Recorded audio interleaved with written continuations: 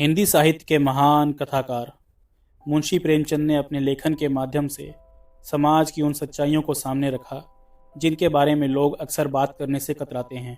उनकी कहानियाँ केवल मनोरंजन नहीं करती बल्कि समाज के उन जख्मों को उजागर करती हैं जो सदियों से दबे हुए हैं।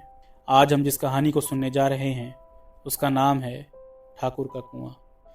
जोखू ने लोटा मुंह से लगाया तो पानी में सख्त बदबू आई। गंगी से बोला, ये कैसा पानी है? मारे बास के पिया नहीं जाता, गला सूखा जा रहा है और तू सड़ा पानी पिलाई देती है। गंगी प्रतिदिन शाम पानी भर लिया करती थी। कुआं दूर था, बार बार जाना मुश्किल था। कल वह पानी लाई तो उसमें बू बिल्कुल न थी। आज पानी में बदबू कैसी?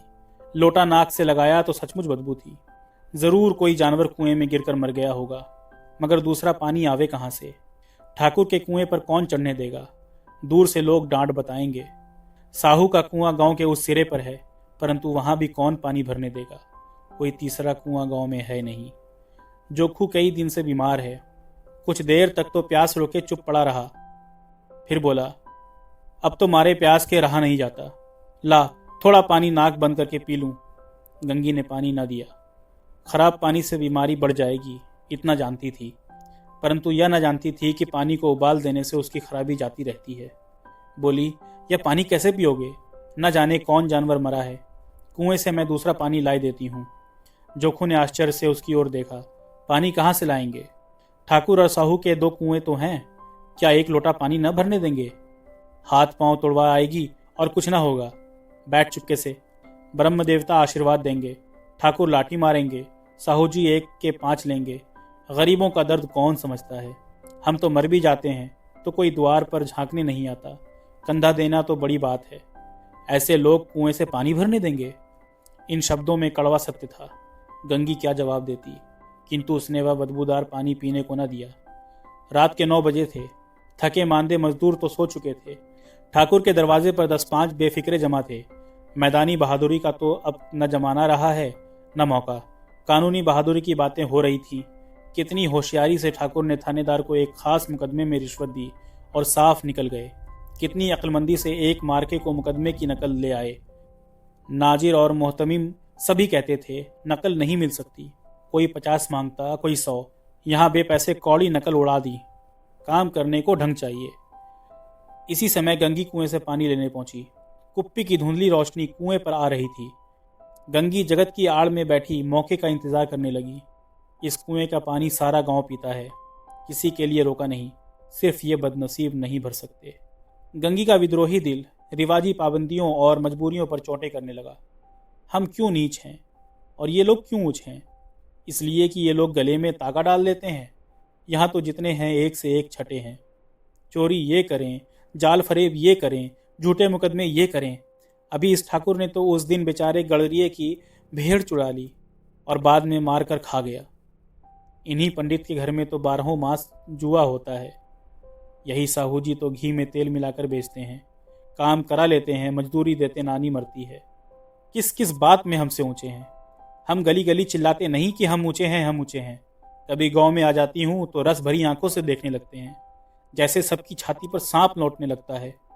परंतु घमंड यह है कि हम ऊंचे हैं। कुएं पर किसी के आने की आहट हुई। गंगी की छाती धक धक करने लगी। कहीं देख लें तो गजब हो जाए, एक लात भी तो नीचे न पड़े।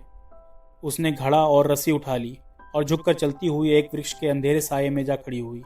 कब इन लोगों को दया आती है किसी पर? बेचारे महंगू को इतना मारा कि महीनों लहू थूकता रहा, इसीलिए तो कि उसने बेगार नदी थी। इस पर ये लोग ऊंचे बनते हैं। कुएं पर स्त्रियां पानी भरने आई थी। इनमें बात हो रही थी। खाना खाने चले और हुक्म हुआ कि ताज़ा पानी भर लाओ, घड़े के लिए पैसे नहीं हैं। हम लोगों को आराम से बैठे देखकर जैसे मर्दों को जलन होती है। हाँ, ये तो न हुआ कि कलसिया उठाकर भर लाते। बस हुक्म चला दिया कि ताज़ा पानी लाओ, जैसे हम लौंडिया ही तो हैं। लौंडिया नहीं तो और क्या हो तुम? रोटी कपड़ा नहीं पाती, 10-5 रुपए भी छीन झपट कर ले ही लेती हो, और लौंडिया कैसी होती हैं? मत लजाओ दीदी, क्षण भर आराम करने को जी तरस कर रह जाता है। इतना काम किसी दूसरे के घर कर देती तो इससे कहीं आराम से रहती। ऊपर से वह एहसान मानता।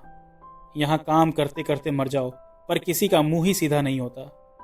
दोनों पानी भरकर चली गई तो गंगी वृक्ष की छाया से निकली और कुएं की जगत के पास आई।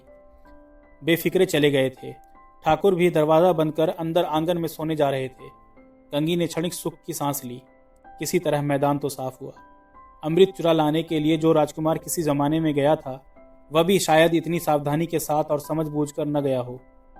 गंगी दबे पांव कुएं की जगत पर चढ़ी। विजय का ऐसा अनुभव उसे पहले कभी न हुआ था। उसने रस्सी का फंदा घड़े में डाला, दाएं बाएं चौकन्नी दृष्टि से देखा, जैसे कोई सिपाही रात को शत्रु के किले में सुराग कर रहा हो। अगर इस समय वह पकड़ ली गई तो फिर उसके लिए माफ़ी या रियायत की रत्ती भर उम्मीद नहीं। अंत में देवताओं को याद करके उसने कलेजा मजबूत किया और घड़ा कुएं में डाल दिया। घड़े ने पानी में गोता लगाया, बहुत ही आहिस्ता, जरा भी आवाज़ न हुई। गंगी ने 2-4 हाथ जल्दी जल्दी मारे। घड़ा कुएं के मुंह तक आ पहुंचा। कोई बड़ा शहजोर पहलवान भी इतनी तेजी से न खींच सकता था। गंगी झुकी कि घड़े को पकड़कर जगत पर रखे कि एकाएक ठाकुर साहब का दरवाज़ा खुल गया। शेर का मुंह इससे अधिक भयानक न होगा। गंगी के हाथ से रस्सी छूट गई।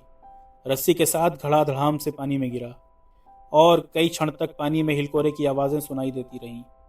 ठाकुर कौन है पुकारते हुए कुएं की तरफ आ रहे थे और गंगी जगत से कूदकर भागी जा रही थी। घर पहुंचकर देखा कि जोखू लोटा मुंह से लगाए वही मैला गंदा पानी पी रहा है।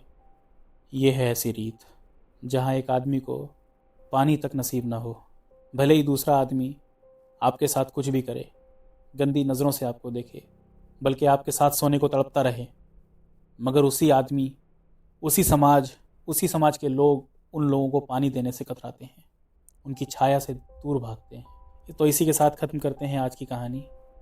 मिलते हैं अगले एपिसोड में एक नई कहानी, नई सीख के साथ।